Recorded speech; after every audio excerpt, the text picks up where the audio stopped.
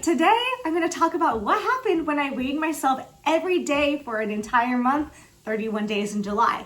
And trigger warning, I'm going to share specific numbers and details. So please, if this is going to bother you or make you eat different, exercise different, or act any different after watching this video, exit right now. If not, and you're going to use it for informational purposes only, to educate yourself and use it just like as a comparison and really understand that the body is so smart, then you can continue watching. What happened when I weighed myself every day for a month, which was 31 days in July? As somebody who was not tracking their calories or macros, not trying to gain weight or lose weight, just eating a mostly well-balanced diet. So, this is how it all stacked up. I started out the month at 119 pounds, which is pretty, actually on the higher end for me. Normally I notice when I do weigh myself on and off, I'm sitting at 115. So that's what I see myself clock in at the doctor, all that. I ended the month at 117. And my average was 116. Let me get the actual number. 116.98. So let's break it down and see what that all looks like. I'm going to show you some of the nuances. All right, so here's a breakdown of my weight by day. So like I said, we started out the month at 119 and we ended it at 117. There are a few days that followed with 115 and 113 respectively. So I say all this to say it is all just about good habits. Now, if I go down a little bit further, you're going to see we get more into some higher days, some weekends. I know there's alcohol involved, which always inflates my weight. And then I ended at 117. When we take in the average of some fluctuations, we have my average being 116.98 and the minimum weight being 113 and my highest weight 120. So there's an expansion of 7 pounds here that I fluctuate in between, which is pretty normal for somebody who is in what they call your set point, your weight that I'm meant to be at. I'm not trying to lose weight. I don't track my calories or anything like that. Now, I do want to call out some days that I took notes on because I thought that they were interesting. Let me get them. All right, so, that's why. Okay, so July 1st, I did note that I had started my period.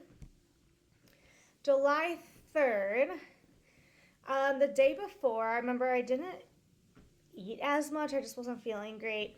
And I also felt like I was somewhat dehydrated. The July 6th date,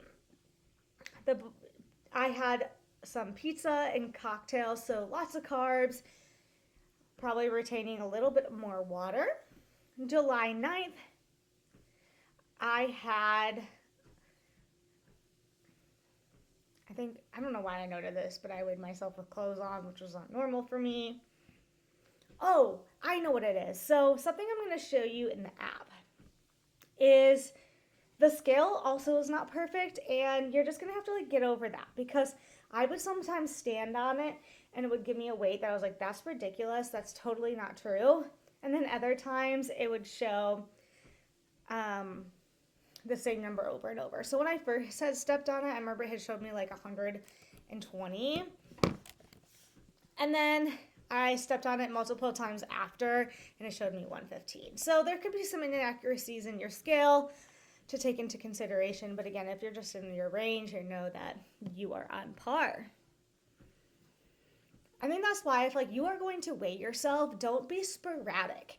Either weigh yourself every day, don't weigh yourself at all, or weigh yourself on the same day each week at the same time. So doing this first thing in the morning was just ideal for me, mostly because I wouldn't forget.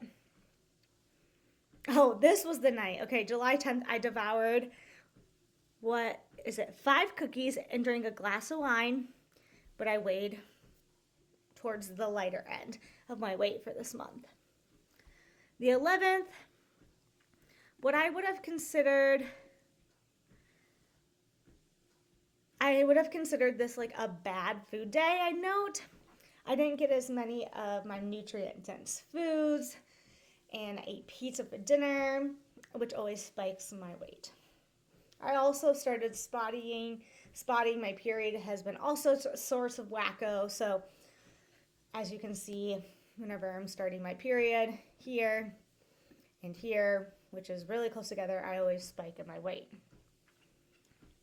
And then we scroll down to July 28th. Lots of weekend madness, great food, great drinks, all that. I know I mentioned drinks a lot in here. I'm not a heavy drinker, but my body does react to these things because I'm typically like a 90% good, healthy eater. And I mean like whole foods, lots of fruits and vegetables. So I feel like my body really does get thrown off when I'm eating fewer of those items. All right, and that's it. Ended it at 117, which is about my average for the month.